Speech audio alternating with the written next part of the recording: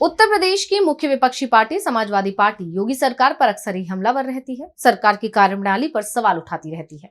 उसी कड़ी में अब अखिलेश यादव ने एक बार फिर योगी सरकार पर निशाना साधते हुए बड़ा दावा कर दिया है।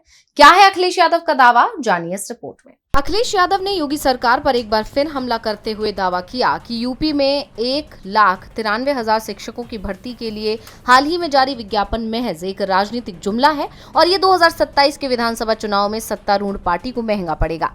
अखिलेश यादव ने एक्स पर एक पोस्ट में भाजपा की हार का राजनीतिक गणित पेश किया।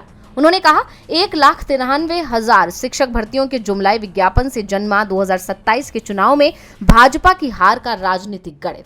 उन्होंने अपनी लंबी पोस्ट में इसकी काल्पनिक गणना करते हुए कहा, मान लिया जाए कि एक पद के लिए कम से कम 75 अभ्यर्थी होते तो ये संख्या 1,44,75,000 होती और एक अभ्यर्थी के साथ यदि केवल उनके अभिभावक जोड़ लिए जाएं तो कुल मिलाकर 3 लोग इससे प्रभावित होंगे, अर्थात ये संख्या 4,34,25,000 होगी। ये सभी वयस्क होंगे, अतः इन्हें 4,34,25,000 मतदाता मानकर अगर राज्य की 403 विधानसभा सीट से विभाजित कर दें तो यह आंकड़ा लगभग 1,08,000 वोट प्रति सीट का आएगा।